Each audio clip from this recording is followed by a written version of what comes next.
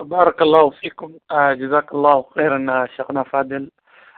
سؤال saddexaad xaggayga sheekhuna Fadel waa su'aal ka timid gabar walaal oo qolka ku xiran. Su'aashan waxaa lagu soo qoray luqadda Ingiriisiga sheekhuna Fadel. Waxaan ku aqrinayaa Ingiriisiga kadib waan sharxi doonaa. walaashan waxay leedahay assalaamu calaykum waraxmatullaahi wabarakaatuh Sheekh Abu Talha.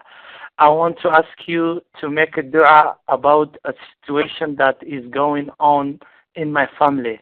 The father of my child is always left us in different states and different countries every time, and he never support our family.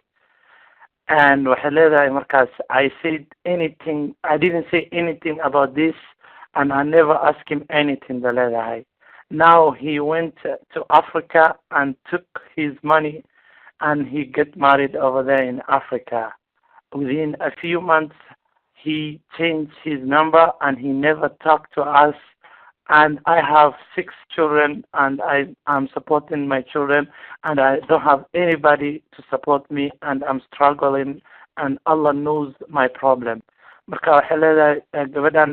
And I'm still paying the money that we came to America, and he never helped us, and he never support the family. marka sheekh waxa leedahay gabadhan walaasha assalaamu calaykum waraxmatullaahi wabarakaatu. sheekh Abu Talha salaam kadib waan ku salaamay leedahay. sheekh waxay ducay codsanaysaa waxay leedahay ilaahay subxaanahu wa tacaala waxaan ka baryayaa inaa ii ducaysid dhibaatada ay haysato xagga reerkayga.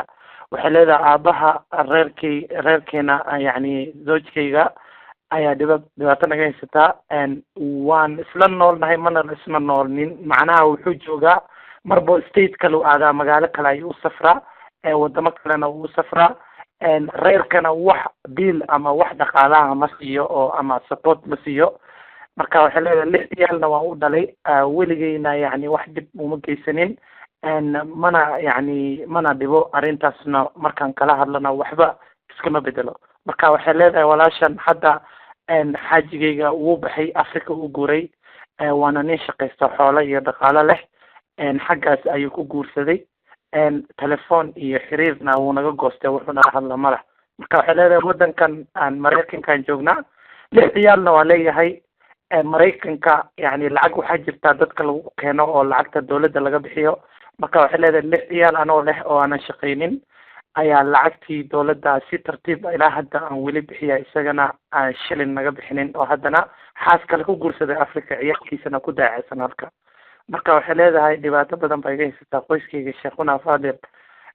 maxaa igula talin lahayd, maxaa ii banaan dhibaatada ay haysato, sidee uga bixi karaa, xaqaygana sidee uga heli karaa zawjkan oo na dayacay. فليتفضل مشكورا وماجورا شكرا. بسم الله الحمد لله والصلاة والسلام على رسول الله صلى الله عليه وسلم. بعد إن شاء الله horta su-aashan kusoo khatima saan rajeynaya insha Allah xagga su-aalaha.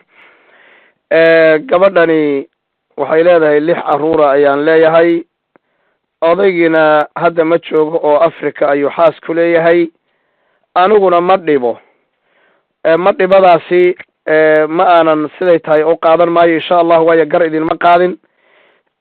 laakiin waxaan rabaa inaan dhaho mas'alo caa'ili ah oo qoys ah oo in la galo u baahan wey.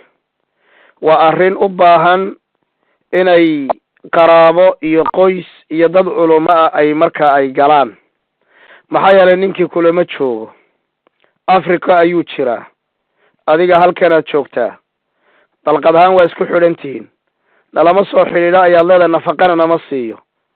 sax, waa mas'alo saad u sheegaysa hadday tahay in la galo u baahan, khaladku meesha uu ka jira in la daaweeyana u baahan.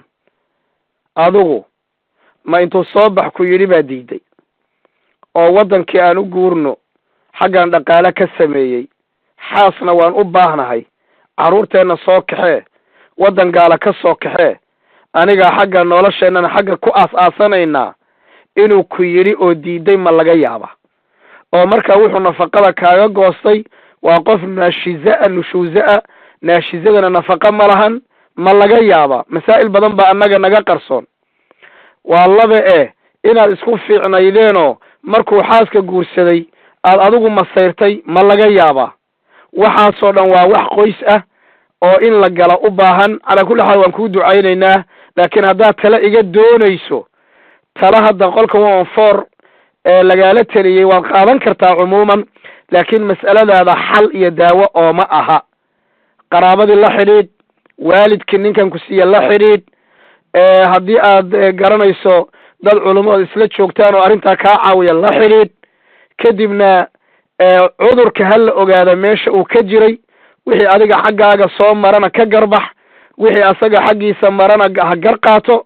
gebagabaduna ha noqoto ama reer dhaqma oo wanaag iyo khayr ku dhaqma, ama ha noqdo reer wanaag iyo khayr ku kala taga. intaa ayaan kula talin lahaa, wallahu aclam.